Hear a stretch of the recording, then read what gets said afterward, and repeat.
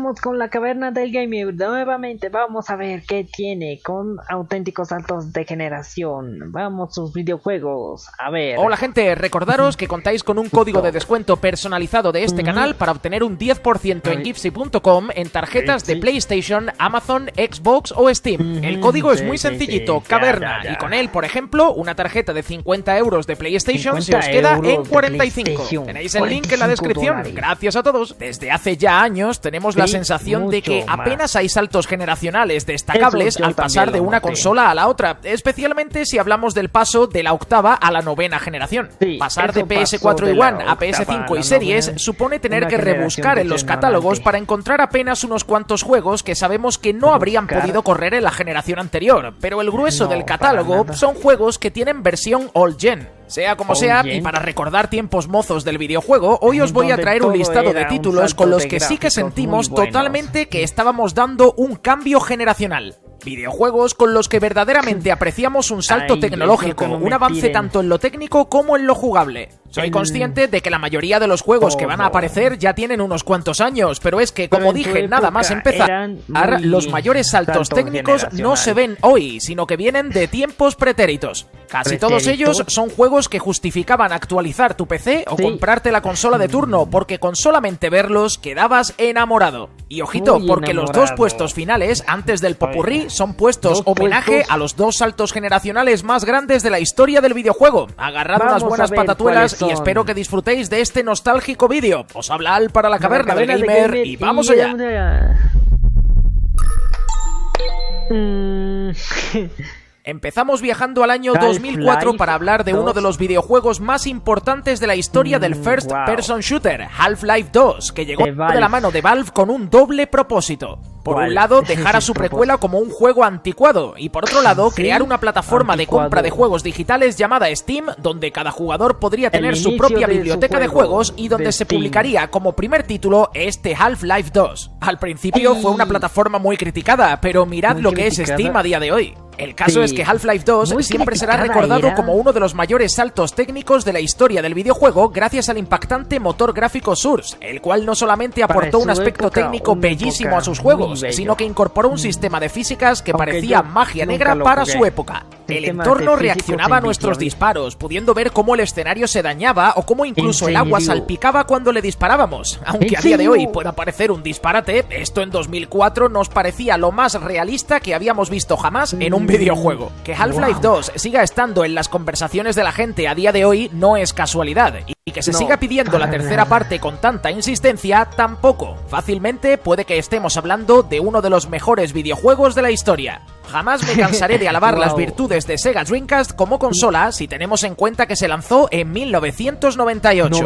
Fue una adelantada a su tiempo en muchos aspectos, aunque irónicamente, quizás el ir tan rápido acabó jugando en su contra, ya que la llegada de PlayStation 2 en 2001 le cortó las alas de un tajo limpio. Sea como sea, que le quiten lo bailao, Dreamcast fue y será una maravilla, y este Shenmue que tenéis en pantalla siempre será conocido como un juego pionero en muchos apartados. Shenmue fue el que estableció el camino a seguir en los videojuegos de mundo abierto, ofreciendo un mapa que se sentía vivo, con NPCs interesantes por doquier, donde sentíamos el paso del tiempo y donde había montones de actividades secundarias para realizar. Además, también fue de los primeros videojuegos en utilizar los Quick Time Events, una mecánica que años más tarde tuvimos hasta en la sopa y de lo que hoy ya estamos algo cansados, ¿vale? Pero en Shenmue se presentó como algo fresco e innovador. Shenmue fue un juego tan espectacular y voló tantas cabezas que es triste ver que sus ventas fueron extremadamente bajas. Que tengamos 3 Shenmue en el mercado es un milagro, pero dudo que la historia de Ryo Hazuki vaya a llegar a su final, teniendo en cuenta cómo está de complicada la industria en los tiempos modernos. En este vídeo vamos a ver muchos ejemplos de principios de los 2000, pues sin duda esta fue una de las épocas más sorprendentes de la industria, la cual coincidió con la sexta generación de consolas, protagonizada por Xbox, GameCube y PlayStation 2. Precisamente de PlayStation 2 toca hablar ahora, pues la gente de Rockstar se sacó de la manga una absoluta revolución dentro del panorama sandbox con Grand Theft Auto 3.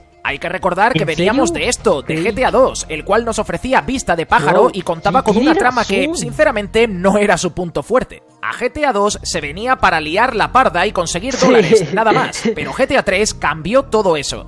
En la piel de Claude Speed vivimos una trama de mafias, alianzas y traiciones digna del mejor cine del género, con segmentos de disparos y de conducción que eran oro puro para la época. Liberty City se convirtió en un mundo que sentíamos como vivo y que por su tamaño nos hacía ver como hormiguitas. No habíamos visto antes un mapa tan grande y tan libre de recorrer como el de GTA 3, y lo peor es que esto no era más que el principio, porque Rockstar en aquellos años estaba en estado de gracia y entre 2001 y 2004 lanzó GTA 3, Vice City y San Andreas. ¿Alguien da más? Pasamos ahora al género de terror, el cual se vistió de gala en el año 2002 para recibir uno de los videojuegos más espectaculares del...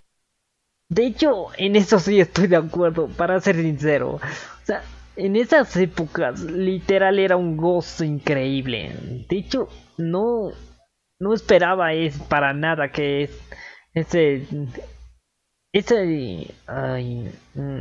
arte de esos gráficos, quiero decir, los gráficos que nos están presentando son increíbles para esa época. Y del Survival Horror, un título que no solamente se sigue manteniendo fresco en lo técnico con el remaster de 2015, sino que este Resident Evil Remake de GameCube continúa siendo el ejemplo perfecto de cómo hay que desarrollar un remake fiel a la obra original. Dirigido por Shinji Mikami, el creador de la saga, Resident Evil Remake para GameCube llegó tan solo 6 años después del original de PlayStation. Tan solo 6 años después y con un único salto generacional de por medio, lo que demuestra la tremenda brecha técnica que hubo entre la quinta y la sexta generación de consolas, algo de lo que hablaré más detenidamente después. Esta nueva visión del clásico de Capcom se convirtió automáticamente en un motivo de peso para tener una GameCube en casa. Fue de esos juegos que generó la envidia de los que teníamos una consola diferente en nuestra habitación. Una delicia que no falló en absolutamente nada y que además expandió la historia. Por suerte, hoy puede ser disfrutada por todo el mundo gracias al remaster que he mencionado, disponible en todos los sistemas. Historia viva del género e historia viva de los remakes de videojuegos.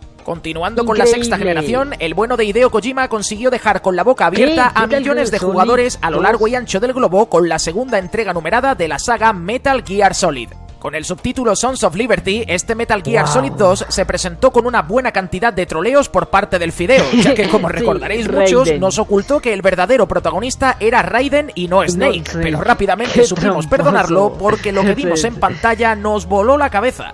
Las animaciones de los personajes, el efecto de la tormenta y la lluvia sobre el carguero, ese toque cinematográfico potenciado con respecto a la entrega de PlayStation 1, sinceramente no fueron pocos los que creyeron que el primer tráiler no tenía nada de gameplay, sino que era pura CGI. Pero no, va a ser que no. En aquella época todavía se nos daban trailers que de verdad representaban el juego final. Metal Gear Solid 2 siempre será uno de los juegos de la saga que más dividirá a la comunidad, eso está claro, pero lo que logró a nivel técnico y jugable cuando la sexta generación justo acababa de arrancar fue alucinante. Xbox, por su parte, se reservó un enorme golpe en la mesa para su estreno en el mundo de las consolas. Microsoft llegaba ante este mundillo después de haberse hecho con una IP que originalmente estaba destinada a aparecer en ordenadores de Apple. En pantalla tenéis lo que Bungie presentó en un evento de los de Cupertino, los primeros esbozos de Halo Combat Evolved, un juego que fue rechazado por Steve Jobs por una única razón. Y es que Bungie buscaba estabilidad económica, pues estaban al borde de la quiebra y querían que Apple les adquiriera. Steve Jobs no lo hizo porque sí, quería el juego, pero no quería comprar la empresa. Pero ahí estaban los ojos de Microsoft, que se posaron en Halo, ya que buscaban un nombre potente para vender su primera consola. El resto ya lo conocéis todos. Halo Combat Evolved llegó en 2001 para Xbox para convertirse en uno de los shooters más espectaculares de la historia. Ofreció un aspecto técnico de locos, una historia interesante, unas sensaciones al gatillo realmente únicas y una sensación de viaje maravillosa gracias a sus gigantescos mapas abiertos. Además, la posibilidad de jugar toda la campaña en cooperativo a pantalla partida le dio muchos puntos. Las cosas como son, el primer Halo es uno de los mejores FPS que han salido al mercado jamás. Puede que el presente del jefe maestro no sea tan brillante, pero sus comienzos sin duda marcaron una época.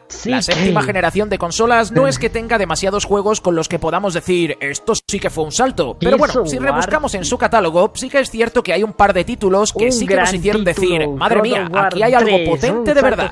Estos fueron ambos un salto increíble, o sea, en el año en que salieron sus precuelas, las God of War 1 y... No, digo, God of War 2 era increíble, pero los gráficos que pusieron en el 3, increíbles.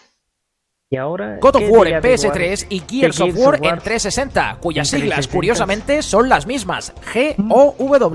Tanto la tercera entrega de Kratos como la de Marcus Phoenix supusieron un salto técnico bestial en sus respectivos géneros. Ver esa escalada del Monte Olimpo en los primeros compases de God of War 3 aún quita el hipo a día de hoy, con ese combate contra Poseidón. Y cómo olvidar también aquel espectacular enfrentamiento contra el titán Cronos, con el cual nos sentíamos como una hormiguita a su lado. Y ver esos primeros tiroteos de Marcus contra los Locus, pudiendo utilizar la motosierra de la Lancer para hacer pedazos a nuestros rivales.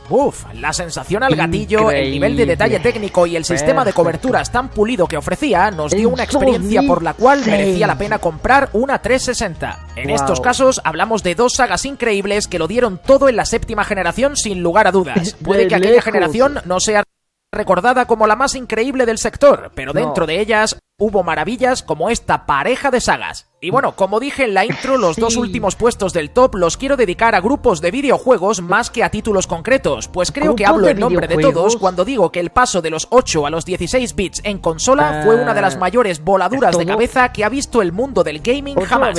Concretamente, al ser un jugador consolero, quiero destacar el salto a máquinas como Super Nintendo y Mega Drive desde NES y Master System respectivamente. Pasar de tener Super Mario Bros., un juego de plataformas que ya se consideraba perfecto en su día, a jugar a Super Mario World en Super Nintendo, menuda locura. La música, los colores, las animaciones, parecía mentira que solamente hubiera una generación de por medio. Pasar de jugar a Alex Kidd desde el interior de la memoria de nuestra vieja Master System para ver, por ejemplo, cualquier juego de Sonic en 16 bits era un sueño. Esa música, esa velocidad en el scroll y de nuevo ese color. Pasar de haber jugado en NES al primer Zelda de todos, con el que la comunidad de jugadores quedó completamente enamorado, y luego dar el salto a Link to the Past en Super Nintendo parecía brujería. El salto fue simplemente increíble. Y al comparar versiones de Master System con las de Mega Drive, como por ejemplo este Streets of Rage, sabíamos que estábamos ante máquinas que eran capaces de cualquier cosa. Podría pasarme la vida dando ejemplos, pero esto del salto de los 8 a los 16 bits es algo que da para un vídeo o varios. Vaya si fue una época bonita para ser jugador. Y bueno, antes de pasar al popurrí del suscriptor con vuestros mayores saltos generacionales, evidentemente toca hablar del salto a las 3D, el cual llegó con la quinta generación, capitaneada por PS1, Nintendo 64 y Sega Saturn, aunque todos sabemos que la triunfadora absoluta fue PS1 con 102 millones de consolas vendidas. Luego tenemos los 33 millones que vendió Nintendo 64 y las escasas 9 millones de unidades que vendió Sega Saturn, la cual fue destruida por PlayStation en aquel famoso E3 del 299.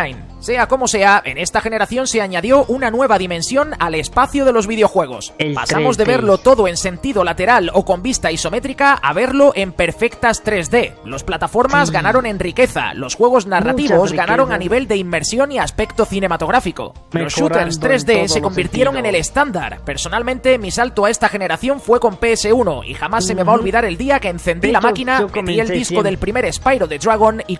Para ser sincero, yo comencé con eso antes de dar el 3D, pero en eso de 2D yo estuve en aquellas épocas. Y de hecho empecé con el 3D cuando sacaron... De hecho, comencé con Warcraft 3 en el 3D, eso creo.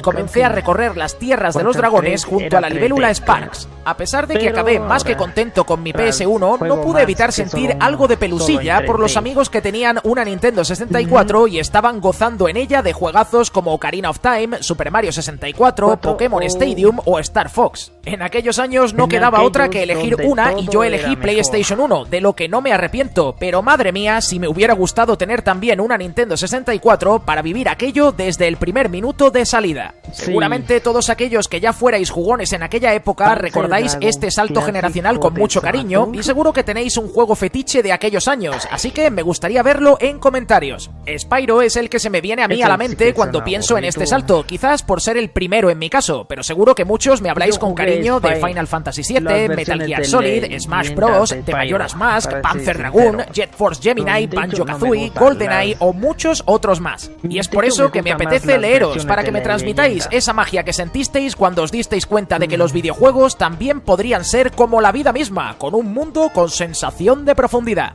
Y bueno, gente, ahora pasamos al popurrí del suscriptor, donde toca leer aquellos videojuegos que me habéis dejado en el post de Twitter y que representan uno de los mayores saltos gráficos que habéis experimentado intentado en la vida. Vamos a ver qué me habéis dejado por ahí. Os leo. Empezamos por Zomorro Studio, que nos dice: ¿cuál? Aunque el salto más grande fuera de 2D a 3D, recuerdo con mucho cariño jugar a The Chronicles of Riddick Escape from Butcher Bay en la Xbox original y sentir que estaba jugando a un juego del futuro. Recuerdo perfectamente el revuelo que causó este título por lo tremendamente bien que se veía. Por cierto, gente, Zomorro Studio es Ibai, un desarrollador independiente que está trabajando en el jueguito que tenéis en pantalla, Barraca, el cual ha sido creado con stop motion y plastilina. Precioso, ¿verdad? Pues que sepáis que ya lo podéis añadir a la lista de deseos en PlayStation y PC. Vamos a por todas, Ibai. Salvi Garrido nos dice: aunque es cierto que eché en falta el estilo más caricaturesco de los personajes de Final Fantasy VII, no puedo negar que cuando vi la intro del 8 me temblaron las piernas. Me pilló con 9 añitos y sentía que lo que estaba viendo era sencillamente el futuro. La verdad es que aquella intro fue espectacular. Y cómo olvidar al maravilloso Willem Dafoe en la piel de Squall. Venga, ya basta de cachondeo. Fran Saga dice: Metroid Prime en GameCube. Lo tenía todo: jugabilidad, gráficos, banda sonora, ambientación. Cuando lo jugué por primera vez no me creía que este juego fuera posible. Ahora, más de 20 años después y aún con su increíble remaster, sigo sin creerme lo que Retro Studios logró. Y ojito que no solamente es espectacular en lo técnico, sino que arriesgaron de lo lindo al convertirlo en un juego en primera persona. Eso sí, mereció la pena porque estamos ante uno de los mejores Metroid de toda la saga. Javier González nos dice: pues mi saga favorita de la generación de PS2, el primer Zone of the Enders, una historia típica de un anime, con un combate entre robots súper rápido y bien hecho, y con una segunda parte que hacía sudar a la consola y que era mejor en todo. Juegazo espectacular que, por cierto, se convirtió en un meme en su momento, y es que Zone of the Enders incluía una demo de Metal Gear Solid 2. Esto llevó a que muchos de los que querían el juego de Hideo Kojima se compraran Zone of the Enders solamente por la demo y que dijeran: es una demo que incluye un videojuego de robotitos voladores. Bueno, gente, con esto terminamos. Espero que lo hayáis...